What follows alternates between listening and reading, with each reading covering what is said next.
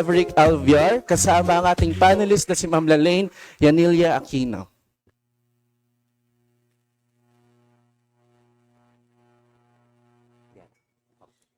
Mic test. Ayun. Laging hindi ako marunong nito. Magandang hapon. Yung aking craft lecture ay nahahati sa dalawang topic. Actually, yung accessibility ay para sa araw na ito at yung foregrounding ay para sa Thursday pag diniscuss naman natin yung birdcage. So, pinag-isa ko na lang. Para isang file na lang. Wala lang. Anyway, kulit no? Let me start by saying that a good story should at least succeed at the formalist level. Alright? So, minimum requirement talaga yon na dapat maayos yung mga elements of the narrative. So, importanteng tanong yung what is a narrative? So, a narrative is a text in which the addressee or reader perceives a significant change. So, siguro minsan kung naiinip tayo, so itong accessibility na ito ay nag-a-apply, hindi lamang dun sa kwento ni Maverick, kundi para na rin sa lahat. So, minsan kaya siguro tayo naiinip ay dahil wala pa tayong nakikita na pagbabago. So, it's something that happens, the reader sends a before and after. Later, I will show you some examples of yung mga intro sentences. So we will have a better idea of what this is all about. So one state of affair is displaced by another state of affair, and the latter state is not merely temporally but causally related to a former state. I often tell my students, it's not plot when you say, once upon a time there was a king. The king was unhappy. He got married. The wife got pregnant. They are happy. Hindi pwedeng ganun yung plot because parang pinagsunod-sunod mo lang. But if you have something like, once upon a time, there was a king who had everything, yet he was unhappy and he did not know why. But one day, he saw this beautiful woman by the lake. Parang gano'n, merong, bakit nangyari ito? Alright? So, hindi lang siya basta series of events. So, what happened, ito, it's very important for all the stories in this workshop. What happened needs to be interesting to the reader and interestingly told. So, which means, what's the implication? We always have to bear in mind who is our target audience, who is our target reader, because that will, at least for me, solve at least half of the problem that you will have as a writer if you focus on the reader. May pakiba dyan ang mga bagets, di ba? At maayos ba yung pagkakakwento mo? Interesting ba? Di ba meron kayong kaibigan na araw-araw parang isang malaking adventure ang pag-upo sa Egypt at merong traffic. Pag kinuwento niya parang, bakit ako? Nata-traffic din. Pero parang hindi ganyan ka-exciting. Di ba? Nandun sa pagkukwento yung magic ng kwentong yon. So according to Tulan, a narrative is a text in which the addressee perceives a significant change. And a narrative is a text which is humanly interesting, tapos may significant change. So, dalawa yan. Interesting to humans and to significant yung change. Hindi yung nagpagupit ka lang o naggupit ka lang ng kuko mo, hindi yung significant change. Unless, of course, if you're a skillful writer, meron kang magagawang kwento doon. So, two demands need to be met. Structural demand and functional demand. At parehong importante. So, yung structural has to do with how you sequence events. If you notice, sometimes we say na, siguro mas maganda kung simulan mo yung kwento dito sa ganitong scene. Alright? Because in terms of structure, this is the most interesting one, I think, for the readers. And in terms of change, you already can imagine the implications, and these implications would almost always be interesting, instructive, entertaining, or worth telling. I think it was also mentioned that one very important element in a story for children and young adult is humor. 'Di ba? Yung kahit something as quote-unquote slapstick as ang baho ng kilikili mo. Alright? So, dapat natatawa yung mga nagbabasa kahit paano. Now, Eugene touched on this, but I would also like to review this very briefly. At the heart of the plot is conflict. If you notice, many of my comments have to do with what is the main conflict. Kasi importante yun eh. Yun yung mag-uusad sa kwento. Without that conflict, there is no such thing as plot. And the characters have to have both the physical and psychological traits. Sometimes, part of the psychological trait is the name. That's why, isa sa mga tanong ko kay Maverick, bakit ang pangalan ng iyong karakter ay Trinita?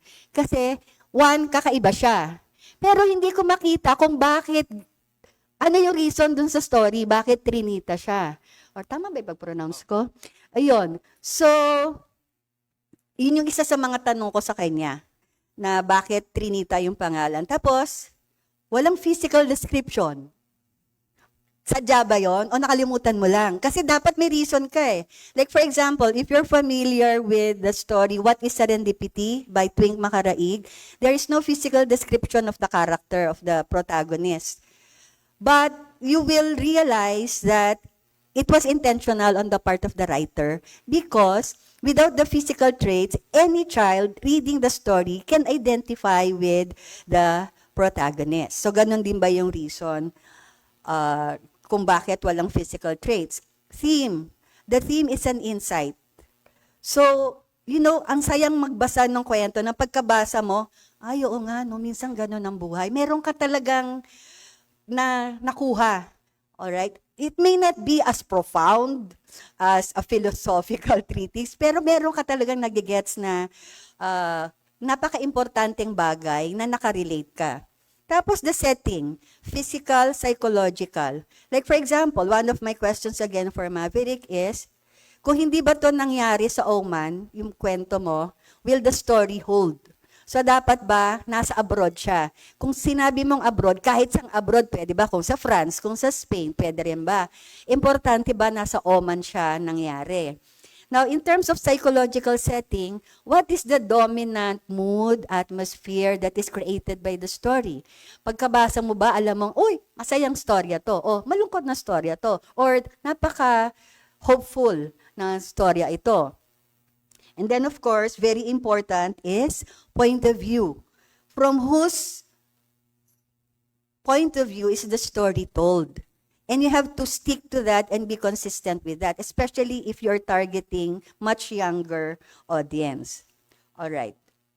And, eto, napaka-importante, style. At sa style, nandun yung choice of words, how short or how long your sentences are, how short or how long your paragraphs are, etc. And also, and I will discuss this further when I discuss foregrounding on Thursday, yung how you arrange the words within a sentence, how you arrange the sentences within the paragraph, how you arrange the paragraphs within the discourse. Alright? For example, earlier, yung kay Mia, sinabi na ni Will na mas maganda kung wala na yung parang, yung mga asterisk, and then you just start another chapter. So that's also a way, it's style because you have to know where to cut in terms of discourse. Another important thing for me is you should know that each text that you write has a personal value for the reader. One, and this is number one for young adults and children alike, pleasure, enjoyment, and a sense of involvement. Yung may pake, yung nagbabasa, yung parang, uy, gusto ko to. Gusto ko din ng ganyan. Alright? So, tapos, nag-i-enjoy ka habang binabasa mo. Hindi yung nakailang pages ka na, parang, okay, tungkol saan to, di pa rin magets, mahirap mag-sustain ng interest. Two, imagination and inspiration. I remember as a young child, I think part of the reason I became a writer is because when I was little, I would read, alam niyo yung kahit pinambalot ng tinapa na comics, babasahin ko yun. Kahit hindi ko malalaman yung simula minsan ng kwento o yung ending ng kwento, gitna lang yung nakuha ko. Pero masaya yun para sa akin. Tsaka nung maliliit kami, uso yung uupa ka ng comics. Di maraming comics dyan, makikiupo ka, 5 centavos yata, tapos babasahin mo yon. Upo ka lang doon, babasahin mo. So it inspired me to write, and it also helped me develop my imagination. Uy, pwede pala mangyari yon. Tapos, meron kami, bilis naman, 2 minutes agad. Tapos, meron kaming puno ng bayabas sa bakuran. Minsan inaakyat ko yun, dala-dala ko yung libro ko, hahanap ako ng sanga na kayang sapuhin yung puwet ko, tapos doon ako magbabasa. Alright? So, kasama din yon. Tapos, understanding knowledge and insights. And then, heritage and cultural identity. Napakasayang magbasa. At natutuwa ako dahil marami, yung mga binabasa natin sa, sa workshop na to, may natututunan tayo tungkol sa pagka-Pilipino. Diba? Tapos, entrance to the world of words. Because that is one thing also that you can help the readers develop. Yung, ang saya ng paggamit ng word na ito. It's a play on the words. Tapos yung moral reasoning and self-concept. Kung ako ba'y nasa pwesto nitong character na to, ganun din ba yung gagawin ko? Katulad yung kwento na sasagot ba ako sa tatay ko kahit hindi ako sasagot sa tatay ko kahit gigil na ako sa kanya. Yung mga ganong klase ng Tas literary and artistic preferences. This early, maiisip mo, mas preferred ko pala yung mga may fantasy. Mas gusto ko pala yung realistic fiction, etc. Now, let me just show you. Pwede bang hindi na to lecture proper? Hindi, joke. Alright, ito yung mga sample ng first sentences. Ibang-iba ang kakahuyan sa kinagisnan ni Benok. So alam mo na 1, may kinagisnan si Benok. 2, ngayon nasa kakahuyan na siya. So makikita mo agad na may change. Maniwala ka man o hindi, may kapitbahay ako na bruha. So, ito yung Bruha Ha Buruhi, if you're familiar with that story. So, paborito ko rin siya. Yung first naman ay galing doon sa Kakatok-Katok, yung EJK na sinulat ni Monsi. Ito na ang sa kanya. Iba talaga ang kirot ng ngipin kapag gustong kumawala sa ngalangala. So, meron na ba agad change? Yun yung tatanungin mo sa sarili mo kapag nagsulat ka ng sentence. Ito naman, 3 grandmothers, that was what she had when she went to sleep last night. But just like that, when Luzby woke up, she only had 1 left. So parang maintriga ka, bakit isa na lang yung lola niya? At bakit 3 yung lola niya? Di ba usually lang 2 lang yung lola mo, na maternal tsaka paternal. Alright, so these are sample sentences na you will already have an idea whether there is a change or not in the sentence. So let me now go to the work of, bakit Trinita? Tapos, bakit ngala-ngala? Hindi ko alam kung nalito lang ba si Maverick, kasi di ba, nalito rin ako, so I check, anong English na ngala-ngala? So yung soft palate, so hindi pwedeng yon, di ba? Hindi siya wala sa ngala-ngala, kundi sa gums. Tapos, ito lang yung kay Wilbur. Maganda sana yung tungkol kay Charlotte's Web. Pero, kung yung target audience mo, hindi pa masyadong magbasa, baka hindi niya magets yung reference dito kay Charlotte's Web. Tsaka yung may sinabi kang kung nakatay man siya, hindi nga siya nakatay doon, 'di ba? So kumbaga yung sound na gagawin mo pag binunutan ka ng ngipin ay hindi tayo sure doon kung anong sound yung kasi hindi nga nakatay si sa Charlotte's Web si Wilbur. Tapos eto, tuloy pa si Mami sa paglilinis ng mga kasingit-singitang korte ng ngipin ko. Yung korte kasi una, polissimo siya. Kasi pwedeng korte, Supreme Court.